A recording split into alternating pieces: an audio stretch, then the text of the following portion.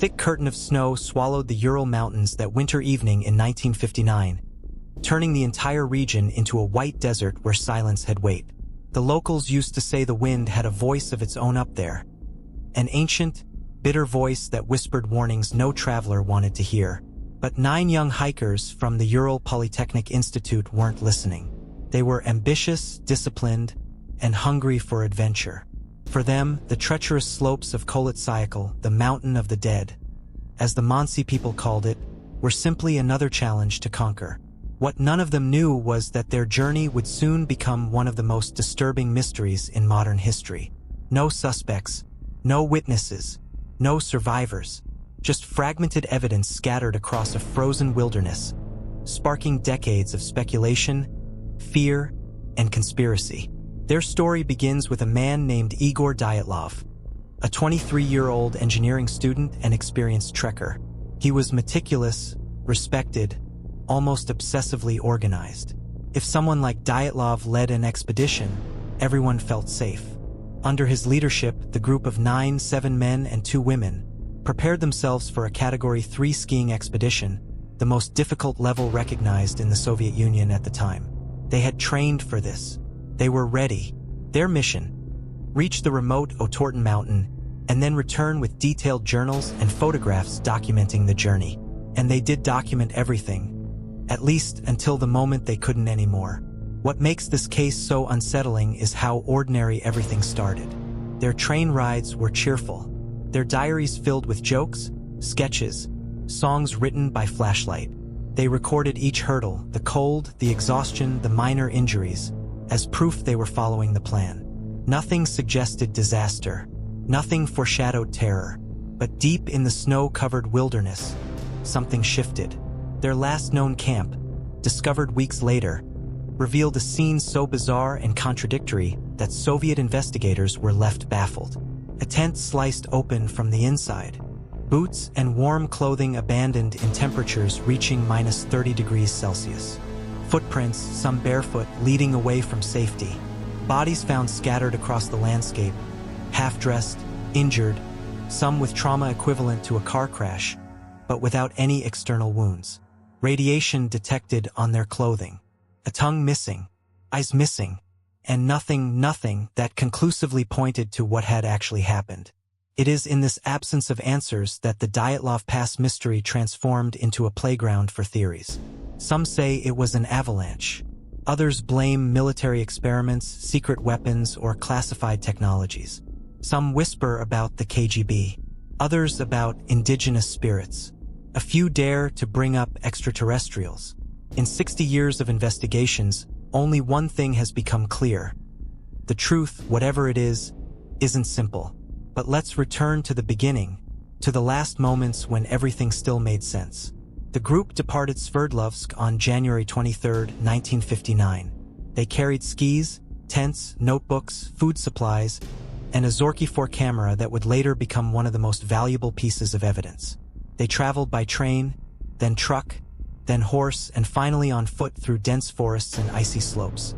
Temperatures hovered around -25 degrees Celsius. The wind was merciless, yet their spirits were high. Their photos show smiles, playful poses, snowball fights. They were young and united by a shared love for the mountains. One of their members, Yuri Yudin, fell ill early in the journey and had to return home. No one knew at the time that his illness would save his life. He later said he cried when he learned what happened to his friends, and never stopped wondering why he survived while they didn't. On February 1st, the remaining 9 hikers set up their final camp on the eastern slope of Kolat-Syakhl. This choice is one of the many mysteries of the story. They could have descended to a more sheltered forest area, but they stayed on the exposed mountainside, where the wind was stronger and temperatures more brutal. Some believe it was a navigational mistake. Others think Dyatlov wanted to practice camping in extreme conditions. Either way, it was a fatal decision. Investigators believe the group spent the evening eating, talking, writing in their journals. Their tent was sturdy, built to withstand harsh weather. Everything points to a typical night. And then something happened. Whatever it was powerful enough, terrifying enough, or urgent enough to force 9 experienced hikers to cut open their own tent and flee into a deadly blizzard. Imagine the panic required for trained mountaineers to leave behind boots, coats, gloves, food, equipment, everything vital for survival. They didn't even use the tent flap.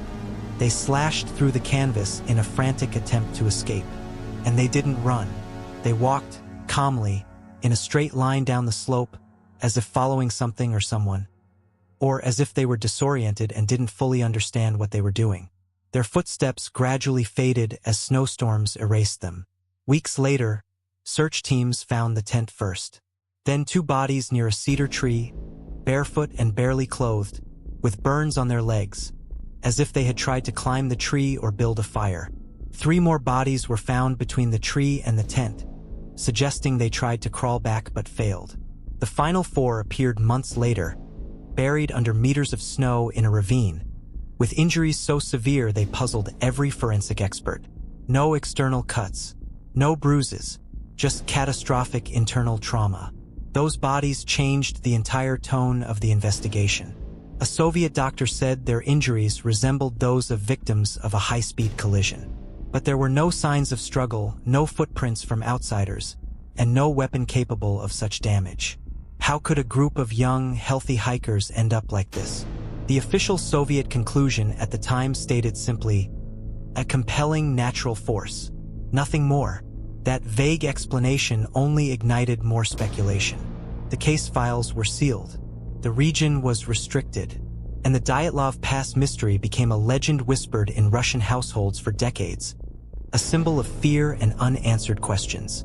And today, more than 60 years later, people still ask the same question. What happened on that mountain? In the next, we'll dig deeper into the most credible explanations, the strangest clues, the inconsistencies in the original investigation, and the evidence that challenges every official report. The search teams knew they were dealing with something unusual the moment they reached the tent. The structure was still partially standing, its edges buried in layers of wind-packed snow. But it wasn't the damage to the tent that disturbed them, it was the way it had been destroyed. The fabric wasn't torn from the outside, as if by an animal or intruder. It was cut cleanly from the inside, as though the hikers had sliced their way out in a hurry. This single detail forced investigators to rethink everything they knew about survival instincts. Why would trained mountaineers do something so desperate unless they were under extreme psychological or physical pressure? Inside the tent lay a scene frozen in time. Boots lined up neatly, coats folded, food partially prepared, as if someone had been mid-meal. Dyatlov's notebook was open. Some items were displaced, but nothing suggested a struggle.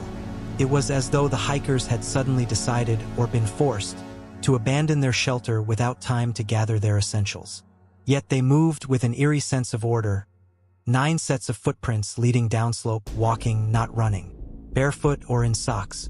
Some prints showed only one foot wearing a felt boot, others showed no footwear at all.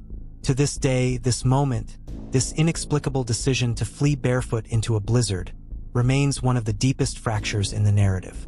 Every theory must answer this question first.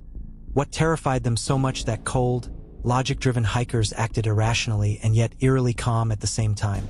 The path of footprints led nearly 1.5 kilometers down the slope until they vanished near a dense line of cedar trees. This was the first place bodies were found. 2 young men, Doroshenko and Krivonischenko, lying near the remnants of a fire. They were dressed in nothing more than underwear. Their bodies showed signs of hypothermia, but there were also unusual injuries. The bark on the cedar tree was scraped off several meters high, as if someone had desperately climbed it, trying to see something or escape something. Their hands were raw. Their legs had strange burns. This location raises another set of questions. Why did they choose this exact spot? It was sheltered, but only partially. Did they hope to regroup and return to the tent once the initial threat passed? Did they believe they could endure the night with only a fire as protection? Or were they waiting for something or someone? A little higher up the slope, 3 more bodies were found. Dyatlov, Kolmogorova, and Slobodin. Their positioning indicated they had been crawling back toward the tent. They were dressed slightly better than the first 2 bodies, though far from adequately. Dyatlov's fists were clenched, filled with frozen snow. Kolmogorova had bruises on her hands, consistent with fighting against strong winds, or against something else. Slobodin's skull had a minor fracture, but nothing that would normally cause death. His autopsy revealed something chilling: hypothermia, but also signs he had been repeatedly falling or stumbling. Investigators concluded he had attempted to walk multiple times before collapsing for good. All three exhibited what forensic experts now call paradoxical undressing, a phenomenon where hypothermia victims lose the ability to regulate heat and start removing clothing despite freezing conditions. But this explanation was never fully accepted. Why? Because the rest of the bodies contradicted it entirely. The discovery of the remaining 4 hikers didn't happen until May, after the spring thaw exposed a ravine hidden beneath the snow. These bodies were the most perplexing. They were found wearing clothes stripped from the earlier victims, an act that made sense for survival, but their injuries didn't resemble hypothermia at all. The medical examiner wrote that the force required to cause their internal trauma was comparable to a severe car crash or an explosion. Yet, again, there were no external wounds, no weapon marks, no signs of assault. The ribs of Ludmila Dubinina were shattered. Nikolai Thibault-Brignol's skull was crushed. Zolotaryov had multiple broken ribs, and yet the skin on all of them remained intact. Adding to the mystery, Dubinina's tongue and eyes were missing, though investigators later suggested natural decomposition or animals could account for this. The initial reports fueled more sinister theories. The case became a puzzle with too many pieces that didn't fit together. One of the most controversial details was the radiation found on some of the hikers' clothing. Not enough to be lethal, but enough to raise eyebrows, especially considering several of the hikers had previously worked in secret Soviet industry sectors where radioactive materials were present. Coincidence? Possibly. But conspiracy theorists had a different perspective: military involvement. To understand why this theory gained traction, we need to look at the Soviet Union in 1959. It was the height of the Cold War. Military tests in remote areas were common and often classified. Witnesses reported bright orange spheres in the sky around the same time the hikers died, strange lights seen by multiple villagers and soldiers. Some speculated the group had unknowingly witnessed missile tests or parachute mines, prompting a deadly accident or a forced evacuation. Parachute mines, in particular, can cause high-pressure blast injuries similar to the trauma seen on the final 4 hikers, all without leaving external marks. But if that were the case, why hide it?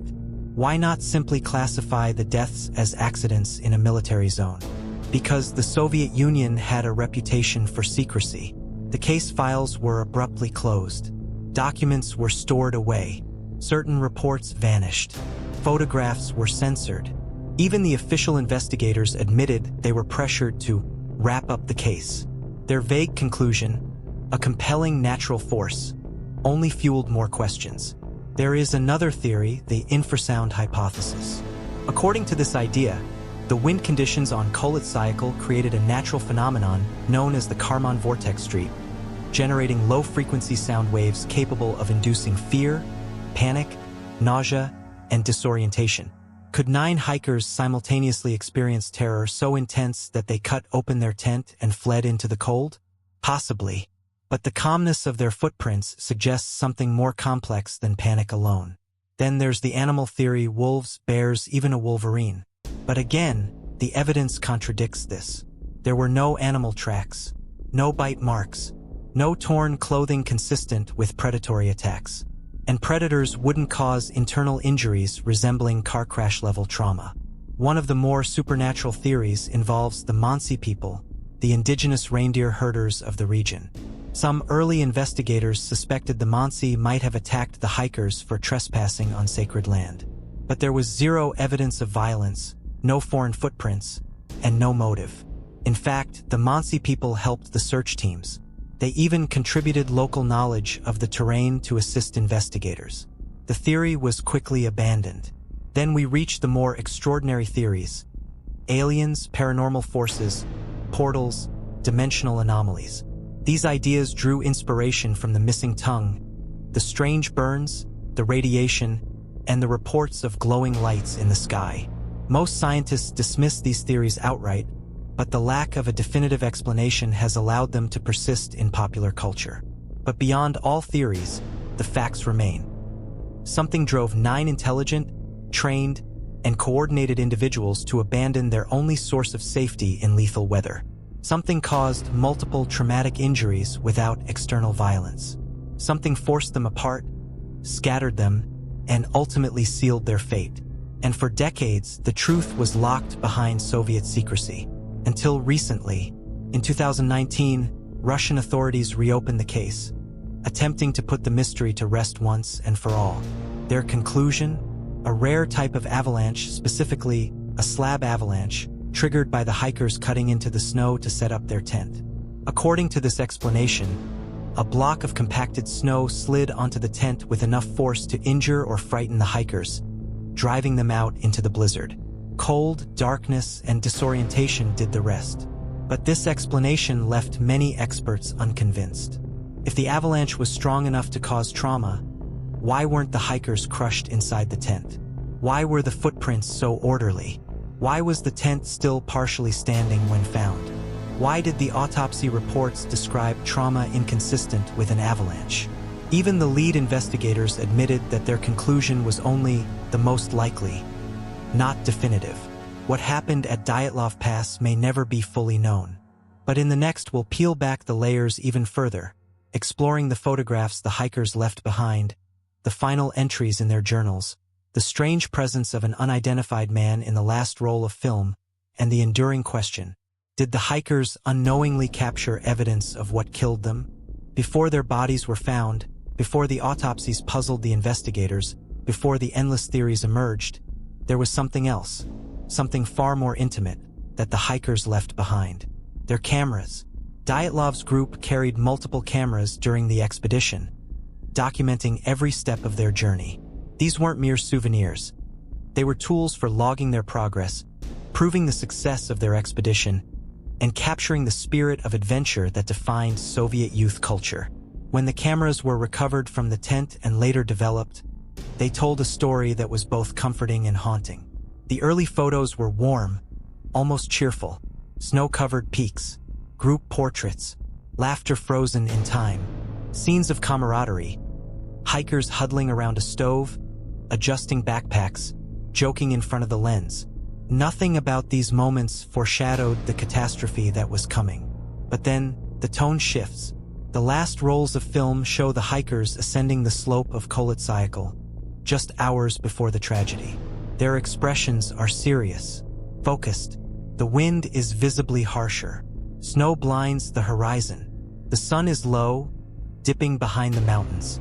When investigators studied these frames decades later, they noted something quietly unsettling.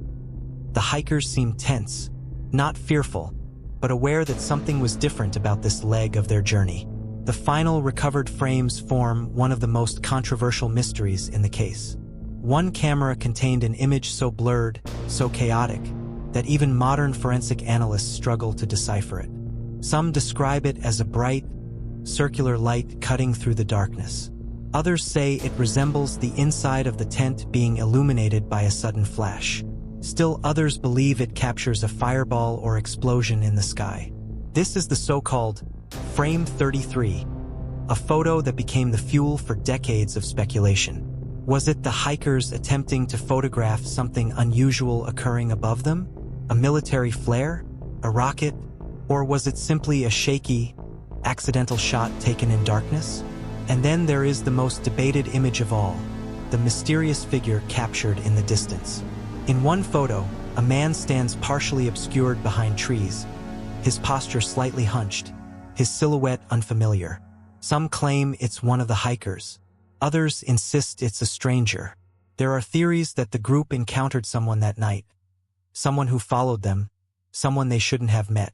Skeptics argue it was merely a member of the group moving away from the camera at an odd angle. But believers in foul play look at that blurry figure and ask, was someone else on that mountain? If so, why? The journals recovered from the tent add another layer. The entries grow more serious the closer the group gets to the mountain. They mention the harsh weather, unusual winds, difficulty setting up camp, and the eerie emptiness of the region. One hiker jokingly refers to Kolat the Mountain of Dead, which carried an ominous reputation among the local Mansi population. To the Mansi, the mountain was not cursed, but it was inhospitable and avoided. They believed its winds carried bad omens.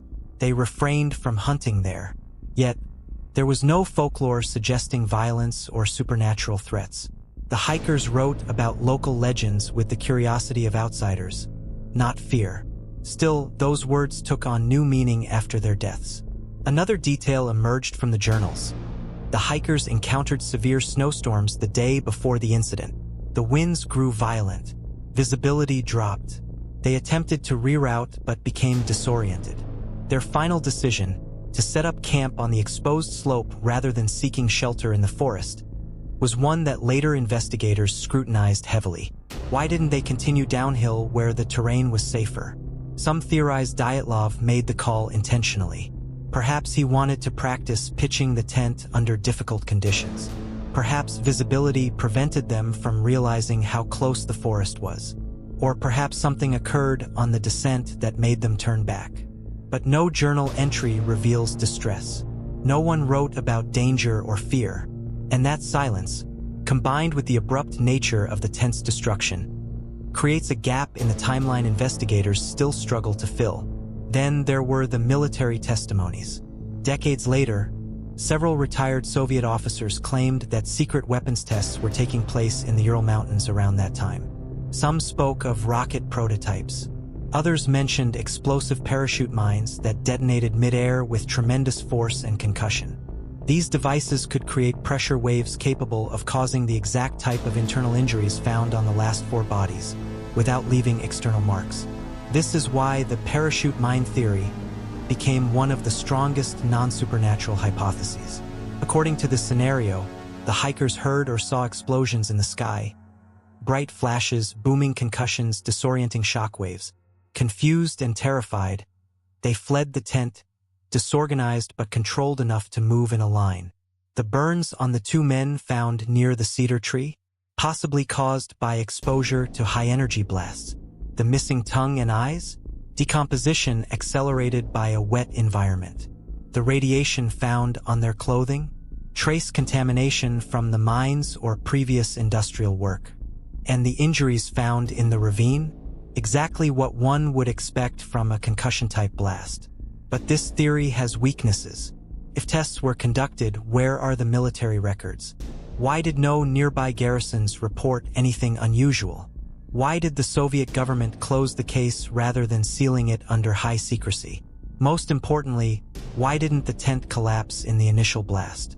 To explain these gaps, some researchers argue the hikers were already outside when the blast occurred. But that contradicts the evidence showing the tent was cut from within. This inconsistency haunts every military theory. Then came the possibility of an avalanche, a slab avalanche to be precise. This hypothesis gained traction after modern researchers used 3D modeling to simulate the snow conditions on Kolat Cycle. Their models suggested that the slope, though appearing too gentle for a classic avalanche, could indeed produce a localized block of sliding snow strong enough to injure the group. But the avalanche theory collapses under scrutiny as well.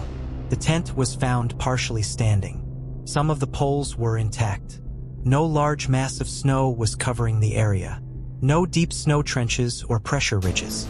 And yet, the avalanche explanation remains the official narrative adopted by the Russian government in 2019. Perhaps one of the most unsettling pieces of evidence comes not from physical artifacts, but from human testimony.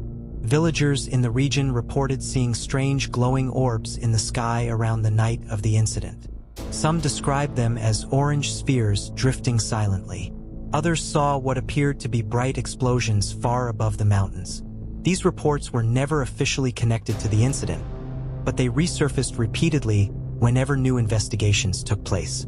Even the lead investigator, Lev Ivanov, admitted years later that he believed fire orbs played a role in the hikers' deaths. He claimed that his superiors forced him to omit references to these sightings in his final report. Ivanov went as far as suggesting that unknown atmospheric or military phenomena caused panic among the hikers. His colleagues dismissed him, but his words remained etched into the narrative. Another oddity. The bodies found in the ravine were discovered lying on a natural snow shelf, which some rescuers described as appearing man-made. Was it built by the hikers for shelter, or was it carved by something else? The hikers' clothing also raises questions. Items were swapped among the group, consistent with survival efforts. But some clothes had levels of radiation difficult to explain through natural causes. One hiker carried a piece of skin from another group member, likely removed during attempts to revive or warm them. These details, disturbing but non-violent, offer glimpses into the desperation of their final hours. A particularly puzzling discovery was the injury pattern on Zolotaryov, the oldest member of the group and the only one not from UPI. Some claim he had military training, possibly connected to classified Soviet operations. His background was murky. He joined the expedition at the last minute. Was it coincidence, a replacement, or was he intentionally inserted into the group for unknown reasons? There is no evidence to support espionage theories, but Zolotaryov's mysterious biography continues to feed them. And then there is the environment itself. Koletsyakhl is not just cold, it is hostile. Wind speeds can reach hurricane force. Temperatures plummet without warning. Snowstorms erase visibility within minutes. The mountain is shaped in such a way that wind funnels down the slopes, creating natural groans and low-frequency vibrations. Some hikers report hearing voices created by the wind's resonance. Combined with darkness, altitude, and exhaustion, this environment can warp perception. Did the hikers experience infrasound-induced panic? Could a rare meteorological phenomenon have caused terror without external danger?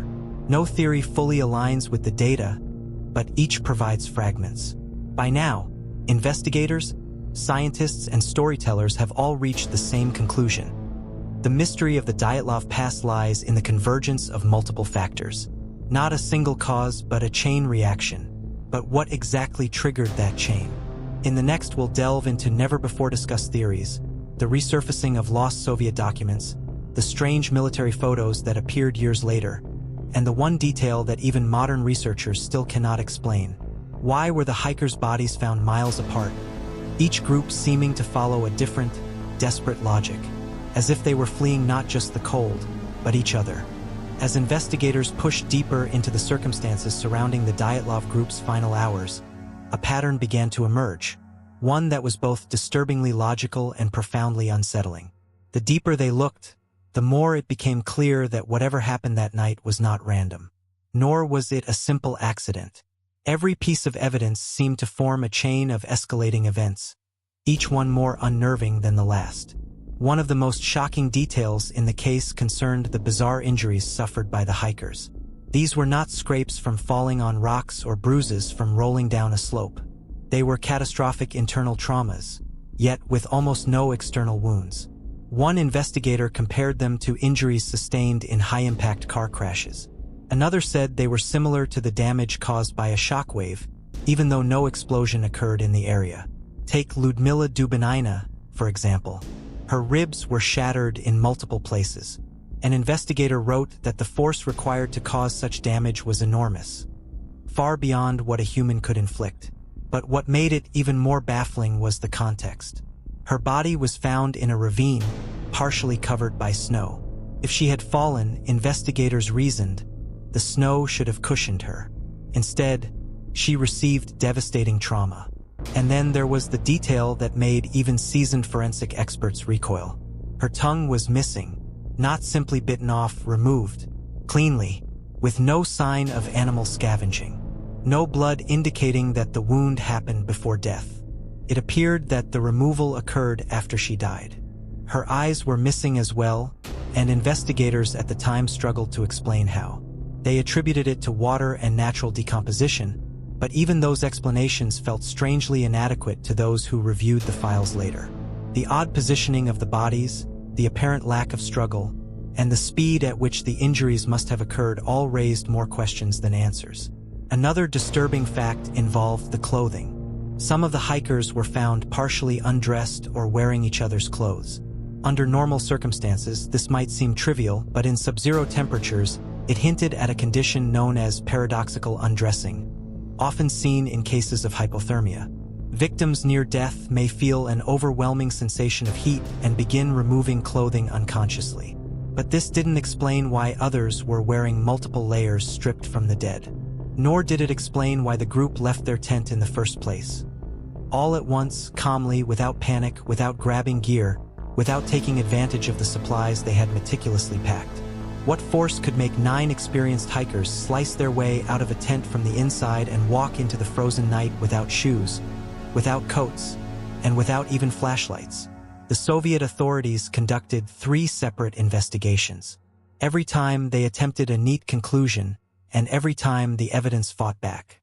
At first, they suspected an avalanche. But the slope wasn't steep enough. There were no signs of a slide. The angle of the terrain made it nearly impossible. And if an avalanche had struck, it would have left a mark, a displacement of snow, a clear pattern of movement. None existed. Other theories followed, each one stranger than the last. Military tests gone wrong? Perhaps. The area was known for secret experiments, including parachute mines and rocket tests. But the timeline never matched perfectly. Residents from nearby villages had reported strange lights in the sky, but these could have been atmospheric phenomena rather than weapons. Some suggested the hikers ingested a toxin, perhaps accidentally, but the autopsies found no trace of chemicals. Others proposed a violent attack by the Mansi people, indigenous inhabitants of the region. Yet there were no footprints aside from the hikers' own. No weapon marks, no signs of an ambush. The Mansi were peaceful and had helped countless expeditions pass through their territory. There was a theory involving a fight within the group, an internal conflict that escalated into violence. But that theory evaporated as soon as investigators examined the evidence. The injuries were too severe. There were too many of them, and the footprints revealed a disciplined single-file descent from the tent. No sign of a struggle, no erratic movements, no blood trails.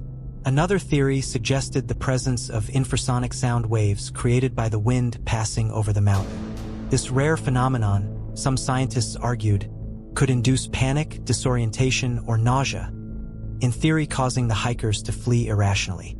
But even if this explained the initial panic, it didn't account for the fatal injuries. Sound waves do not break ribs, crush skulls, or remove organs. The pieces simply did not fit. Then came the most controversial element of the entire investigation: the radioactivity. Some of the hikers' clothing tested positive for elevated levels of radiation. Not enough to kill them, but far more than should be found on camping gear. Soviet investigators at the time tried to dismiss it, noting that one of the hikers worked in a facility related to nuclear materials. But this explanation never fully satisfied independent researchers. If his work clothes were contaminated, why were they wearing them on the expedition? Why were only certain pieces affected? And why, specifically, the clothes that ended up on the bodies with the most severe injuries? As decades passed, the Dyatlov Pass incident evolved from a tragic mystery to a cultural phenomenon. Researchers, scientists, conspiracy theorists, journalists, and even former military officials tried to decode what happened. One of the most intriguing developments came nearly 60 years later, when a team of Russian and Swiss scientists proposed a hybrid explanation: a rare, localized avalanche combined with katabatic winds. According to this theory, a delayed slab of snow could have silently pressed against the tent, frightening the hikers into evacuating. The winds outside could have made return impossible. The injuries could have resulted from falling into the ravine. It was an elegant explanation, scientific, plausible, but critics were quick to challenge it. The terrain didn't support their avalanche model. The slab thickness required for such force didn't match the evidence. And worst of all, no snow displacement was ever recorded. The tent remained partially standing, held up by skis. The footprints leading away remained crisp and undisturbed, something that would be impossible if tons of snow collapsed over the camp. Others believed the answer lay in secret Soviet experiments, tests that even today remain classified. This theory gained traction when declassified documents revealed military air operations in the region on the night of the incident. Strange glowing orbs had been reported by witnesses in nearby towns. Test rockets had occasionally malfunctioned and crashed into remote areas. Parachute mines, devices that explode above ground, could have created shockwaves capable of inflicting the kind of internal injuries found on the hikers. But again, no scorch marks, no debris, no chemical traces, nothing conclusive. Then there were those who believed the answer was far stranger. Something beyond conventional science. Something beyond our understanding. They pointed to the strange behavior of animals in the area, the reports of glowing lights, the missing eyes and tongue, the unexplainable wounds. Some argued that the hikers encountered a rare meteorological event, ball lightning, plasma spheres, or even electromagnetic anomalies capable of inducing panic and disorientation. Others whispered that the group crossed paths with something they were never meant to see. But for all the theories, for all the speculation, for all the attempts to force logic upon the chaos, one truth remained. The hikers' final hours were a sequence of rational decisions made under irrational circumstances. They did not panic. They did not run in all directions. They did not tear at each other. They stayed together. They tried to survive. They built a fire. They attempted to return to the tent. They protected one another until the bitter end. Whatever they faced, it overwhelmed them completely and left almost no trace behind. In the end, the Dyatlov Pass incident endures not because it is unsolved, but because every solution feels incomplete. Every explanation has holes. Every theory conflicts with some part of the evidence. It is an enigma that has resisted answers for more than half a century. A puzzle with pieces that appear to fit, only to fall apart under scrutiny. And perhaps that is why the mystery continues to captivate. Because somewhere, buried beneath decades of speculation, is the truth. A truth that 9 hikers encountered on a silent, frozen night. A truth that swallowed them whole and left only questions behind. And now, with modern technology, renewed investigations, and newly declassified documents, humanity is once again circling this mystery, searching for the missing piece. The final key that might explain what happened in the snow-covered darkness of the Ural Mountains. But until that key is found, the Dyatlov Pass incident remains one of the most haunting unsolved mysteries of the modern era. An echo in the cold, a whisper in the wind, and a stark reminder that the world still holds secrets capable of terrifying even the most rational minds. The forest had gone silent. Not the kind of silence that brings peace, but the kind that feels like the world itself is holding its breath. The kind that tells you instinctively that something is wrong. Imagine being one of the investigators on that frozen mountain in early 1959, trudging through waist-deep snow, frost biting at your cheeks, the wind slicing through your coat, and sensing, before even seeing the bodies, that whatever happened here did not belong to the ordinary world.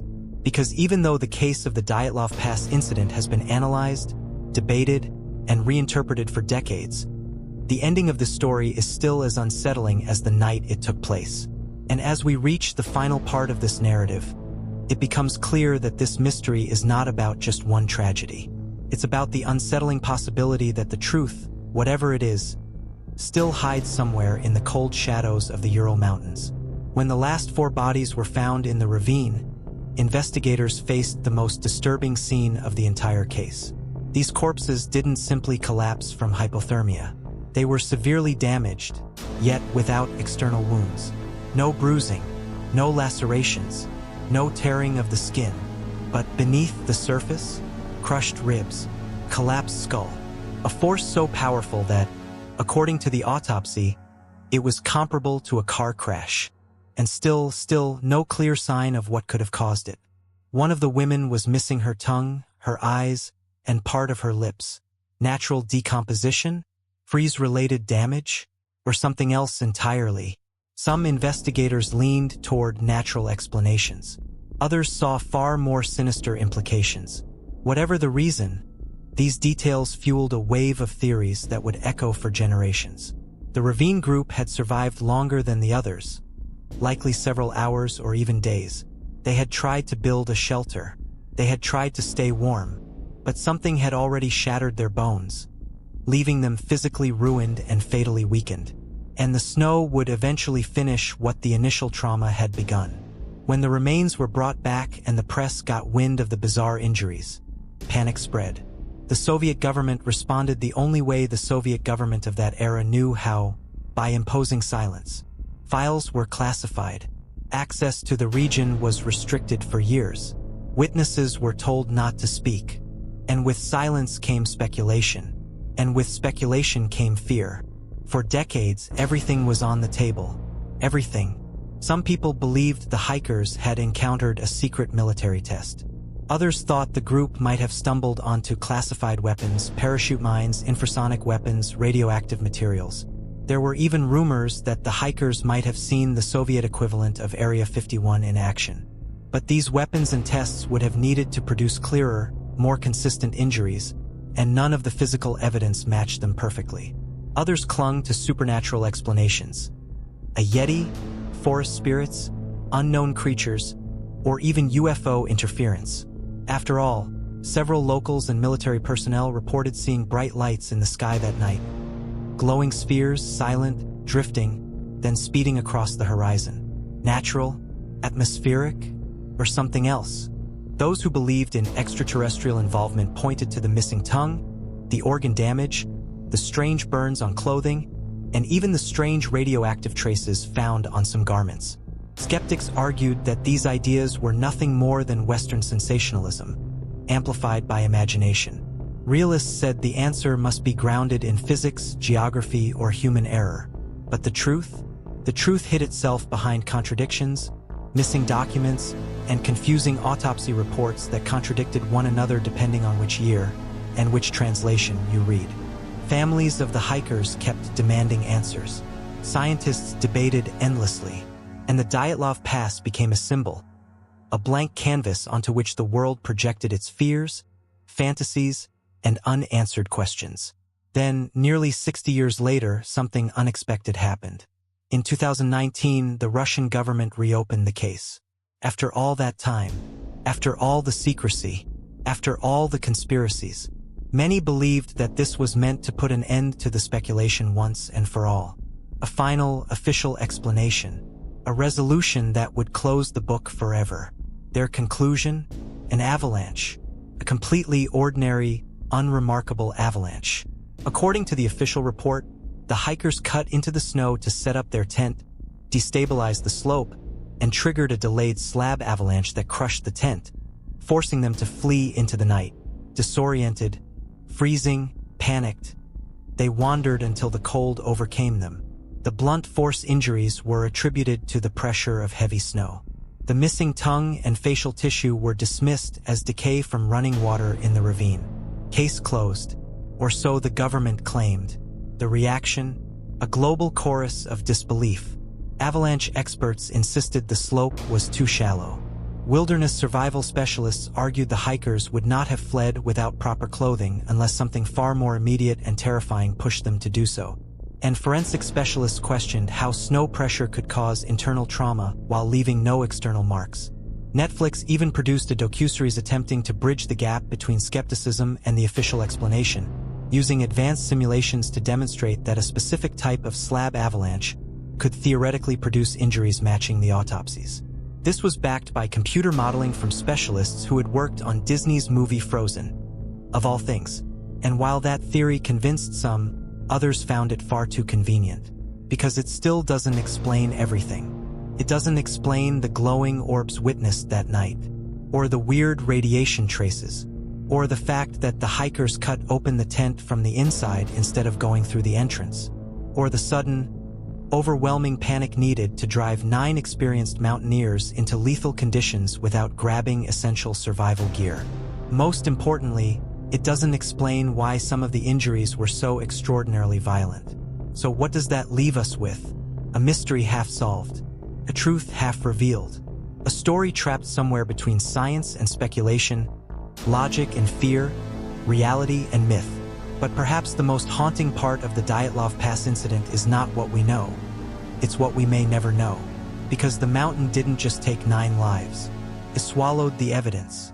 It buried the explanations. It froze the answers under meters of snow, transforming a tragedy into one of the most enduring enigmas of the 20th century. So what do we make of this story today? Some believe the simplest explanation is the right one, an avalanche combined with human panic and freezing temperatures. Others argue that the Soviet military was involved and that the truth remains classified or buried. Still others believe that unknown natural phenomena, magnetic anomalies, low-frequency sound waves, rare weather events, triggered confusion and terror among the group.